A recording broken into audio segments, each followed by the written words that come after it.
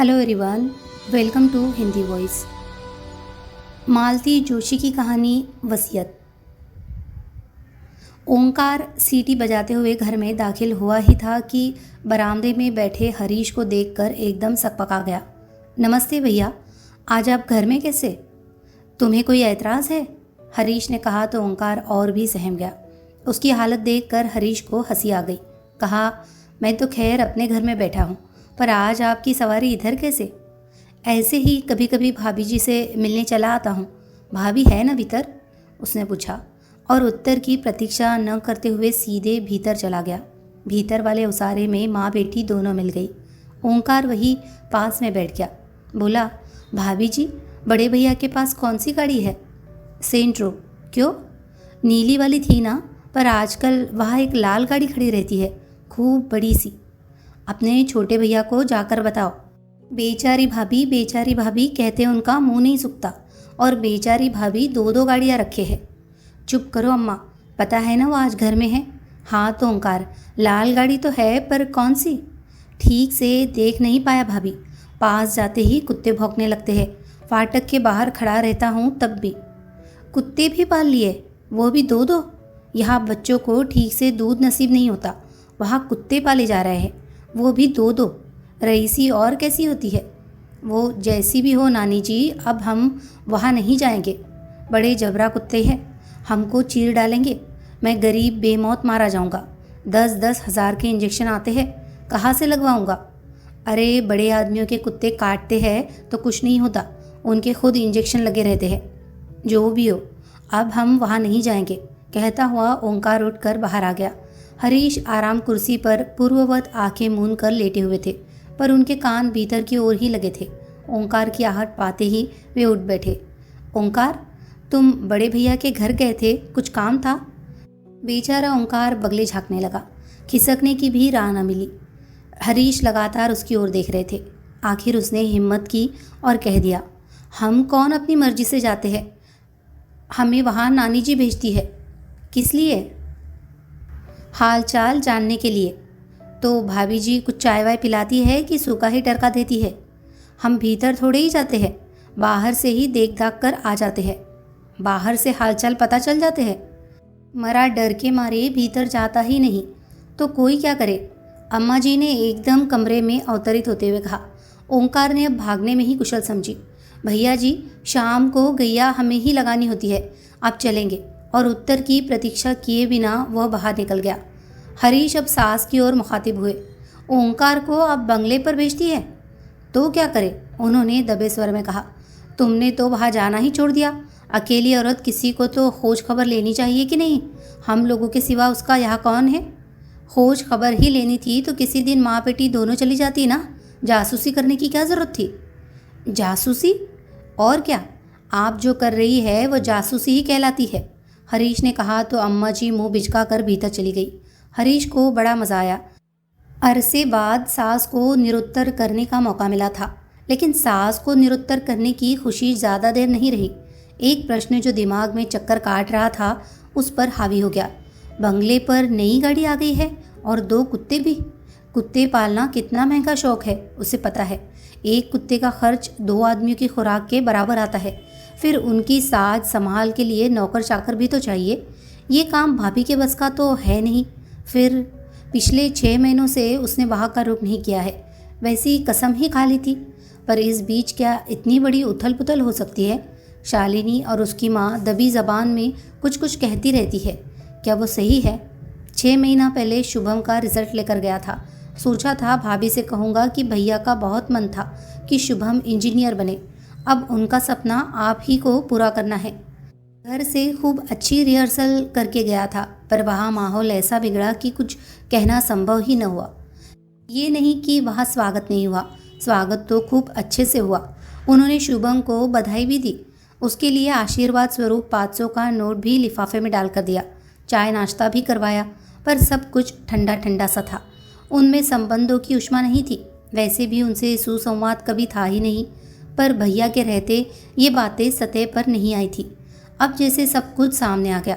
चाय के बाद वह शुभम को लेकर भैया के सपने की बात कहने ही जा रहा था कि भाभी ने कहा, चलो अच्छा हुआ, शुभम के रिजल्ट के बहाने ही सही तुम आए तो, नहीं तो 13 के बाद तो तुम यहाँ का रास्ता ही भूल गए थे। जानते तो थे कि इस घर का एकमात्र कमाऊ सदस्य अब नहीं रहा, फिर एक आध बार आकर देखना तो था कि भाभी कैसी है, किस हाल में है। हरीश का सिर शर्म से झुक गया। वो अपनी सफाई में कुछ कहना ही चाहता था कि भाभी बोली, तुम्हें शायद डर लगा होगा कि भाभी कुछ मांग न ले। ठीक है ना, मैं तुमसे क्या मांगती हरीश? जिसने पिता समान भाई की अंत्येष्टि के लिए भी दूसरों के सामने हाथ फैलाया था, उससे मैं क्या मांगती और मुझे वो क्या देते था? सॉरी भाभी, पर उस समय हाथ सचमुच बहुत तंग था, उसने घुटी सी आवाज़ में कहा। हाथ तो तंग होना ही था, तुम्हारी एटीएम मशीन जो बीमार पड़ी थी। अब तक तो तुम्हारी हर समस्या वे ही सलेते आ रहे थे। बच्चों की फीस हो या साल भर का अनाज हो, सर्दियों के कपड़े हो या छुट्टियों की प्लानिंग हो, सब कुछ वे ही तो करते थे। उन्हीं बातों को याद करके तुम अपने भाई के लिए लकड़ी ही खरीद लेते तो मुझे अच्छा लगता। दोस्तों से उधारी की बात तुमने मुझसे बाद में कही, इससे अच्छा था मुझसे ही मांग लेते। बाहर वालों के सामने उस राजा आदमी की बेइज्जती तो न होती। इस कड़वे प्रसंग के बाद शुभम के लिए कुछ कहने का सवाल ही नहीं था। अब ये देहरी कभी न चढ़ने का प्रण करके वो बाहर चला आया। बाद में पछतावा भी हुआ कि वो 500 रुपये का लिफाफा वही क्यों नहीं फेंक दिया। वैसे भी भाभी के लिए मन में पहले दिन से ही एक पूर्वाग्रह था। समझ लिया था कि वे उन लोगों का सुख चैन छीनने आई है। भैया के आश्रय में जो एक आश्वस्ति थी, संभावनाएं थी, वो एकदम धूमिल होती दिखाई दी। इस घर में आने से पहले ही वे खलनायिका बन गई थी। पहली वाली भाभी जब 2 साल की लंबी बीमारी झेल कर भगवान को प्यारी हो गई तो भैया एकदम टूट से गए थे। साल भर तक एकदम गुमसुम थे, वितराग बने रहे। फिर इस अवसाद से उबरने के लिए उन्होंने अपने आप को काम में झोंक दिया। दुगने जोश से साल भर में ही घर की काया पलट हो गई। हर तरफ जैसे सोना बरसने लगा। हरीश ने ठाठ से अपनी पढ़ाई पूरी की, धूमधाम से उसकी शादी हुई। माँ का मरण त्योहार भी शान से मनाया गया। बच्चों के जन्मोत्सव पड़ोसियों की ईर्ष्या का कारण बने। फिर सुना कि भैया शहर के बाहर एक बंगला खरीद रहे हैं। घर भर में एक खुशी की लहर दौड़ गई। सब लोग बंगले में रहने के सपने देखने लगे। पुश्तैनी घर बड़ा था, पर था तो पुराना ही। उसकी मरम्मत पर, सजावट पर काफ़ी कुछ खर्च किया जाता रहा, पर वो अपना पुरानापन नहीं छोड़ पाया था। गृह प्रवेश की तैयारियां चल ही रही थी कि भैया ने एक बार सबको चौंका दिया। बताया कि वे नई पत्नी के साथ गृह प्रवेश करेंगे। पुश्तैनी मकान उन्होंने अत्यंत उदार अंतकरण से हरीश के नाम कर दिया, पर उनकी इस दरियादिली से न हरीश खुश हुआ न उसका परिवार, क्योंकि इस दान पत्र का साफ अर्थ ये था कि उन लोगों को पुराने घर में ही रहना है। सारे सपने धराशायी हो गए थे। आने वाली के प्रति मन कड़वाहट से भर गया था, क्योंकि उन्होंने सबका हक छीनने का जघन्य अपराध किया था। शाम को घूमने जाने के बहाने वो घर से निकल गया और सीधे बंगले पर पहुंच गया। उसने गेट के पास स्कूटर रोकी ही थी कि कुत्तों ने सम्मिलित स्वर में भौंकना शुरू कर दिया। अंधेरे में कुछ नजर नहीं आ रहा था, पर वे शायद बरामदे की जाली में बंद थे। भीतर जाना कितना निरापद है, इस पर वह विचार ही कर रहा था कि एक बलिष्ठ हाथ उसकी गर्दन पर पड़ा। उतनी ठंड में भी उसके पसीने छूट गए। मुड़कर देखा, हाथों का मालिक भी उतना ही बलिष्ठ था और उसे आग्नेय नेत्रों से घूर रहा था। हेलो मिस्टर, दूसरों के घर में ताक झाक करते शर्म नहीं आती? ये दूसरों का घर नहीं है, मेरे भाई का घर है, उसने हिम्मत बटोरते हुए कहा। कौन भाई? उसने भैया का नाम बताया। वे तो अब नहीं हैं, पर भाभी तो है, मैं उनसे ही मिलने आया हूँ। भाभी भी अब यहाँ नहीं रहती, ये बंगला अब मैंने खरीद लिया है। क्या बात करते हैं? दिन में आना, पेपर्स दिखा दूंगा, उन्होंने दबंग आवाज़ में कहा। लुटा पिटा सा अपनी जान छुड़ाकर हरीश वहाँ से चला आया। बाद में ध्यान आया कि भाभी के बारे में तो पूछा ही नहीं कि वे कहाँ गई, पर अचानक पकड़े जाने के कारण उसकी सिट्टी पिट्टी गुम हो गई थी।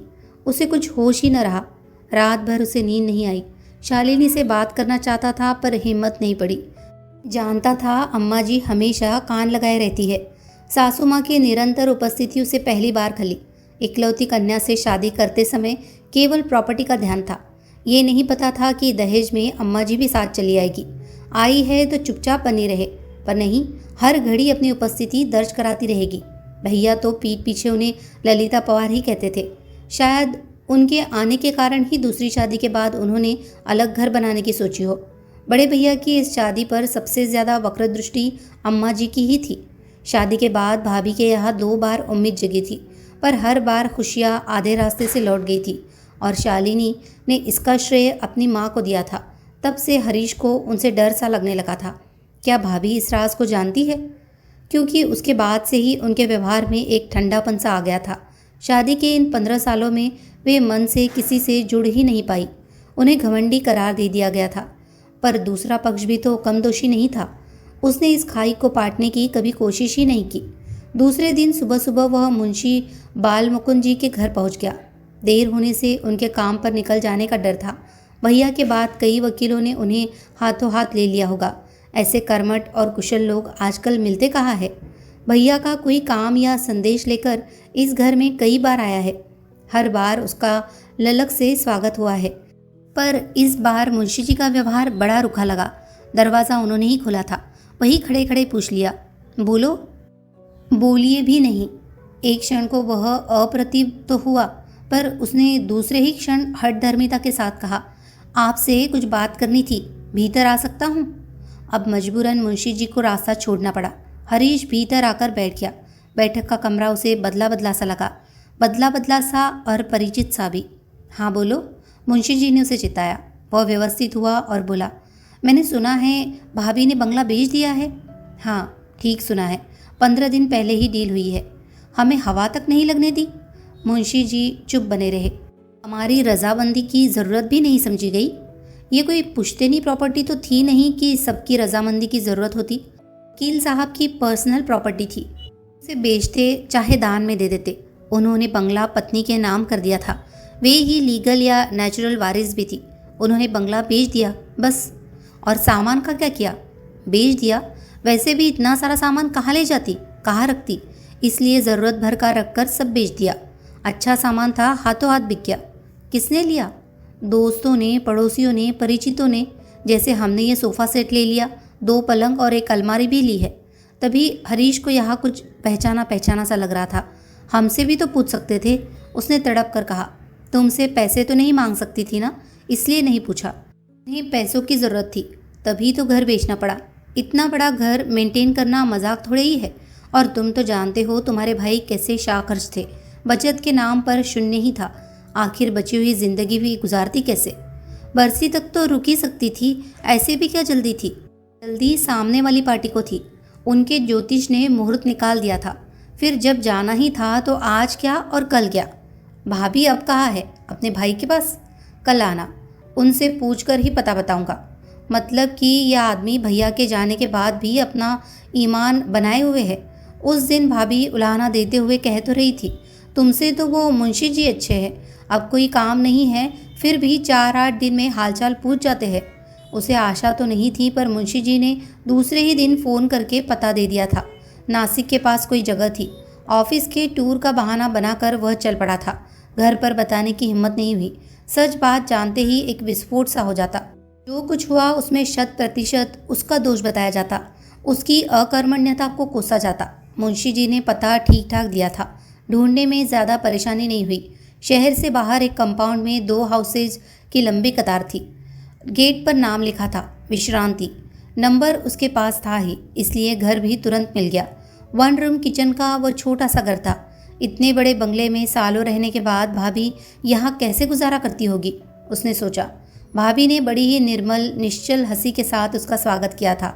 सारे ताने उल्हाने उस हंसी में तिरोहित हो गए। इतना ही कहा, इतनी सी जगह में आप गुजारा कैसे कर लेती हो? वे पूर्ववत हंसकर बोली, हरीश, आदमी को बस इतनी सी ही जगह की दरकार होती है। हम बेवजह फैलारा कर लेते हैं, ज़रूरत से ज़्यादा सामान इकट्ठा कर लेते हैं, फिर अपने से ज़्यादा उस कबाड़ की साथ संभाल में लग जाते हैं। भाभी की तो भाषा ही बदल गई थी। फिर भी उसने अपने मन का कांटा निकाल ही लिया। आपने घर बेच दिया, कम से कम भैया की बरसी तो उस घर में होने देती। मरने के बाद क्या फ़र्क पड़ता है कि बरसी कहाँ हो रही है?